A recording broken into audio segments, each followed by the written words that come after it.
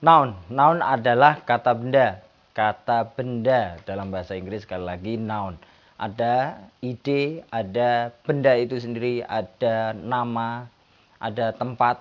Itu merupakan bagian dari noun atau kata benda. Ada dua kategori kata benda, yaitu countable noun dan uncountable noun. Sebelum kita membahas ke sana, Anda semua harus tahu kenapa kita perlu untuk mengetahui noun.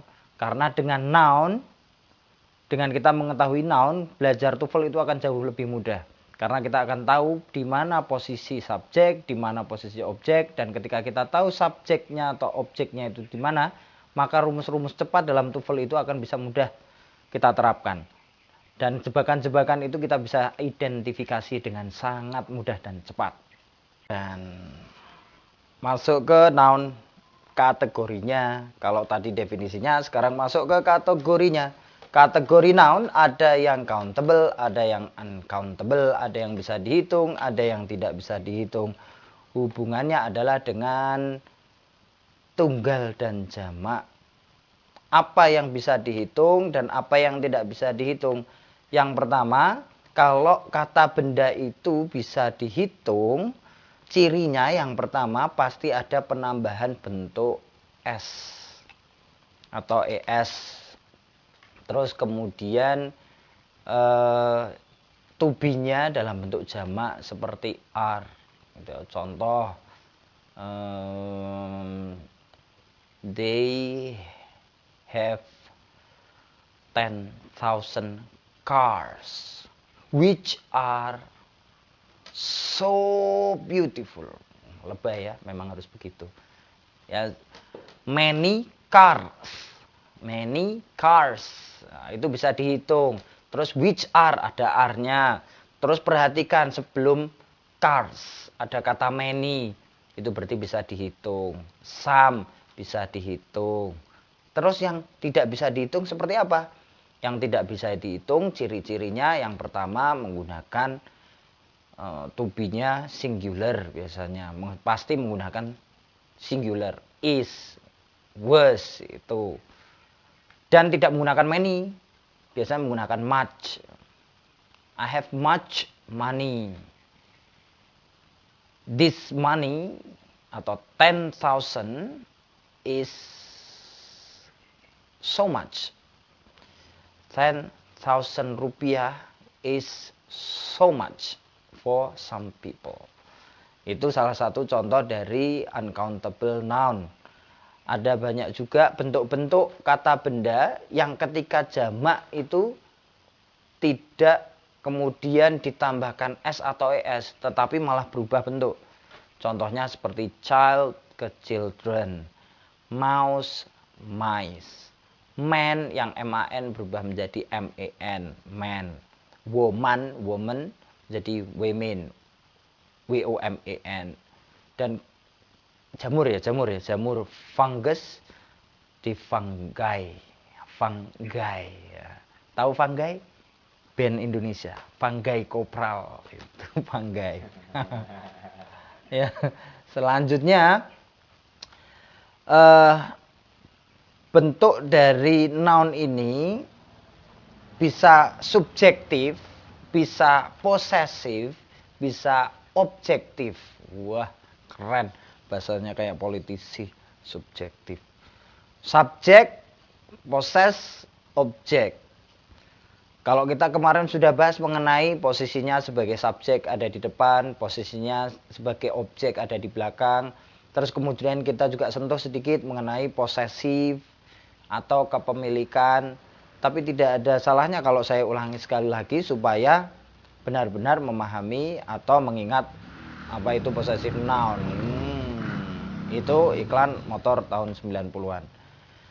Yang pertama, kalau posesifnya itu dalam bentuk seperti my, your, their, his, her, its, our, di mana belakangnya itu tidak ada S-nya, maka wajib ditambahkan kata benda. Dan kalau kepemilikan, bentuk kepemilikan yang diakhiri dengan s kecuali my ya. Maksud saya seperti yours, theirs, ours, terus apa lagi? His, hers, its, dan lain sebagainya, kecuali mine itu tidak boleh pakai noun. Posisinya biasanya di akhir. Contohnya itu nanti jadinya kayak jadinya seperti double possessive. Your friend of mine. You're still a friend of mine. Kamu adalah temanku. Kamu juga bisa kasih contoh yang lain dengan menggunakan my. You are my friend. Itu boleh. Setelah my friend. Tetapi kalau friendnya keluar duluan menjadi friend of mine. You are friend of mine. Itu seperti lagunya Incognito. Incognito kalau Anda suka jazz apa ya? Fashion apa ya? Ya itu Incognito. Still a friend of mine. Keren. Mesti fals. Ya, itu salah satu contoh dari possessive pronoun. Dengan kata lain, dengan kita mendengarkan banyak lagu, banyak referensi yang berbahasa Inggris, tentunya bukan berbahasa Korea, itu akan memudahkan kita belajar bahasa Inggris jauh lebih cepat, jauh lebih mudah, jauh lebih menyenangkan. Informasi tambahan. Apa itu informasinya? Informasinya masih berhubungan dengan kata benda. Kalau ingin menambahkan s atau es, jangan bingung. Rata-rata biasanya paling sering kalau ada kata benda berakhiran x, ch, s, terus kemudian apa lagi?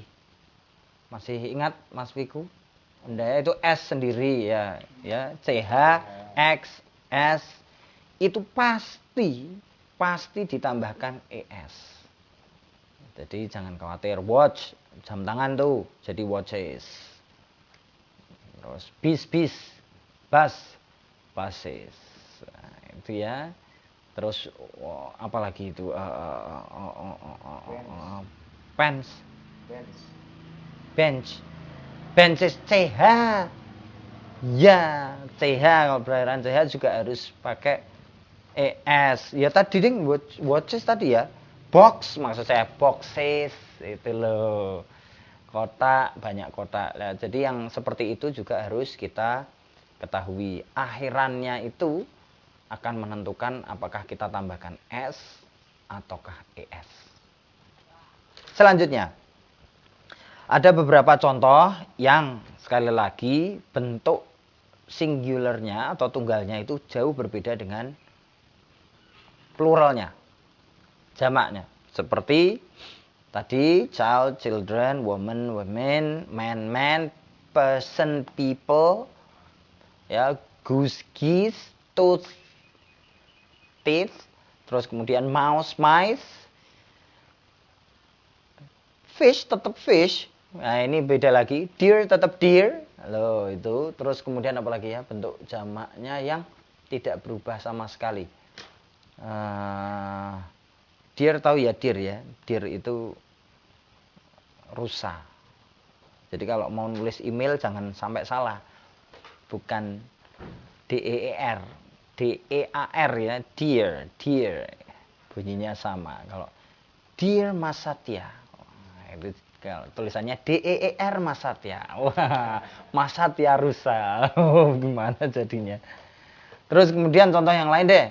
Contoh yang lain itu yang diambil dari bahasa Latin atau bahasa Yunani. Kata-kata dari bahasa Latin atau bahasa Yunani itu berubah biasanya.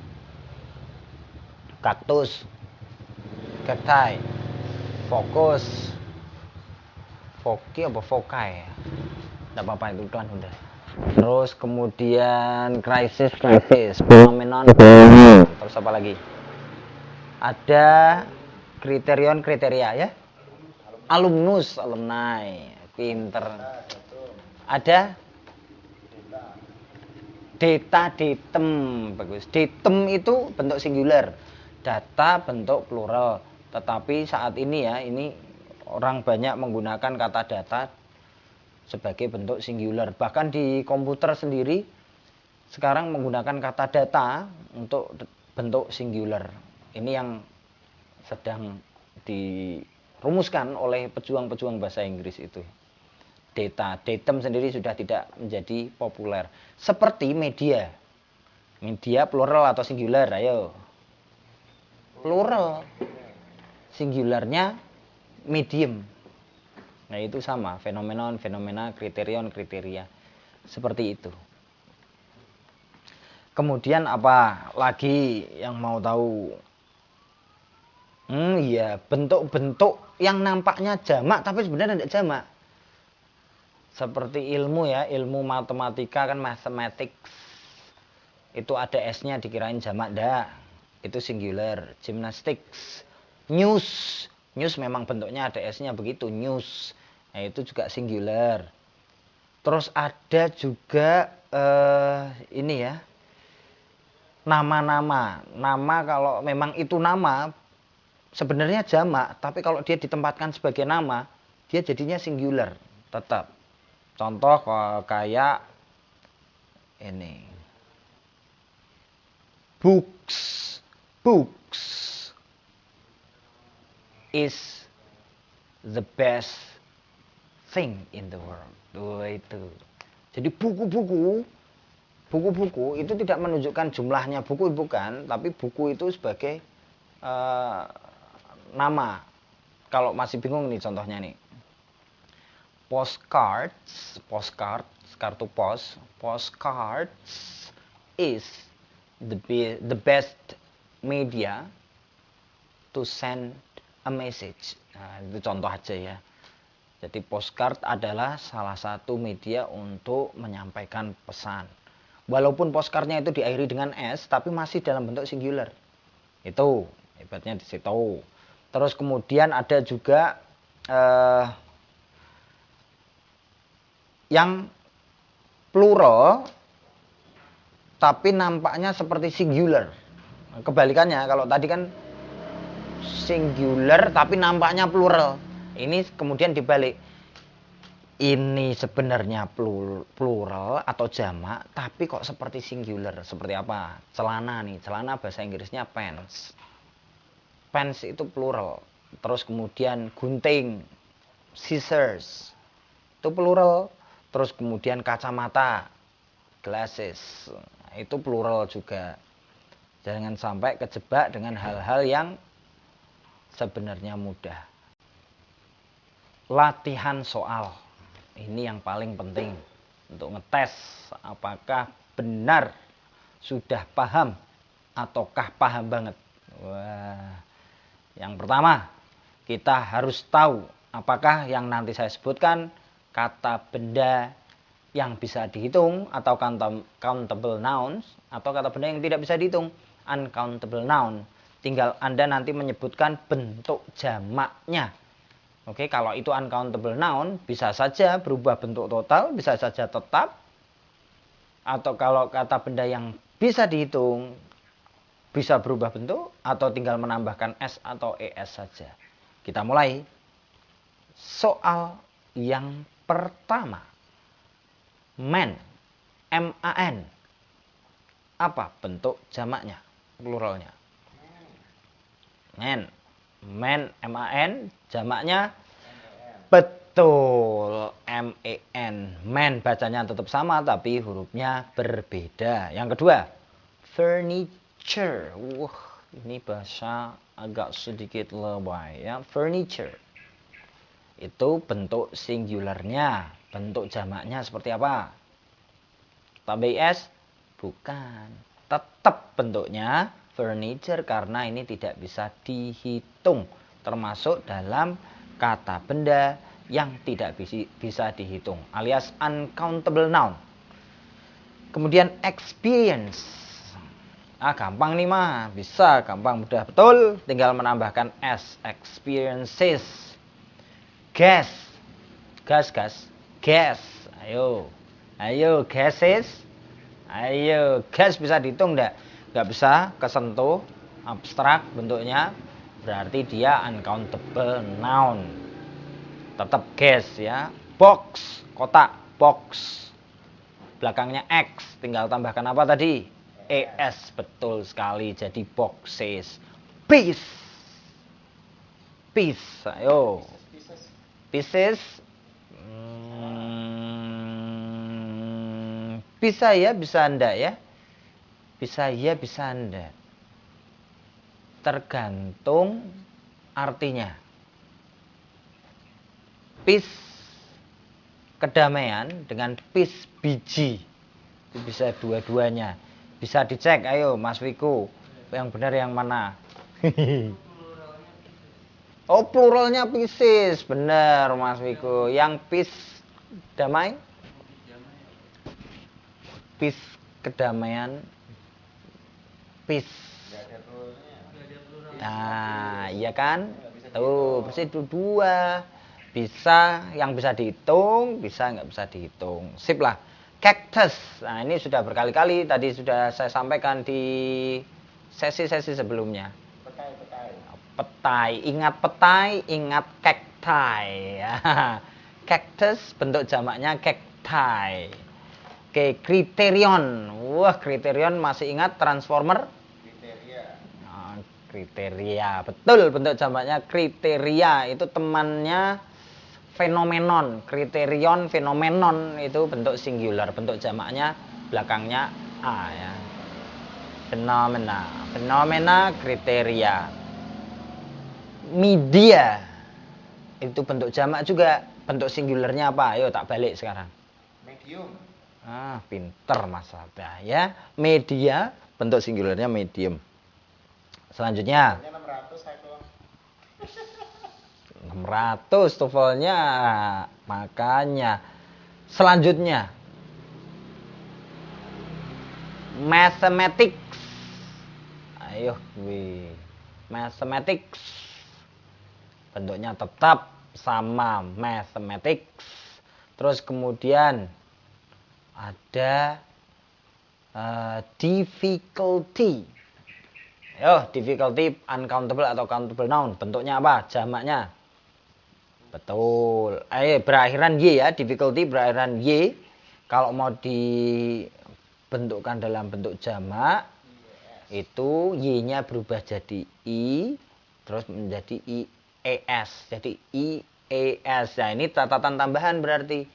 Penggunaan ES bisa digunakan untuk kata benda yang berakhiran Y asal Y-nya berubah menjadi I. Jadi difficulties. Selanjutnya curriculum. Oke, kurikulum. Ini bahasa Latin ini. Apa Mas Wiku? Bahasa Latin, bahasa Yunani loh. Kurikulum. Ayo, tadi prinsipnya bahasa Latin sama bahasa Yunani. Nah, itu berubah bentuk menjadi kurikula. Betul. Jadi intinya prinsipnya kalau kita melihat itu sebagai bahasa Latin atau bahasa Yunani, pasti ada perubahan bentuk yang signifikan. Selanjutnya fish. Fish bentuk jamaknya fish, tetap tidak ada fishes ya. Fish, tetap fish. Terus kemudian baby. Masih ingat difficulty? Baby. Ya, berarti Y-nya berubah jadi I, terus kemudian tambahkan ES. Bagus. Ini salah banyak dari latihan soal mengenai countable dan uncountable noun. Kalau memang ternyata masih kurang dan butuh tambahan lagi, dibaca e-booknya karena di sana ada banyak latihan soal yang akan mempertajam kalian. Oke? Kita masuk lagi pada contoh yang lain. Noun clause connector yang fungsinya sebagai subjek itu biasanya menggunakan konektor who, whoever, whether, what, whatever, which, whichever. Ya, biasanya dengan menggunakan konektor ini noun clause akan bisa berfungsi sebagai subjek. Contoh yang lain. I know what happened. I know what happened. Saya tahu apa yang terjadi. What happened itu sendiri, what berfungsi sebagai konektor, juga berfungsi sebagai noun, juga berfungsi sebagai subjek. Happen sebagai verb. Jadi I know what happened itu fungsinya sebagai klausa ditambah noun clause connector.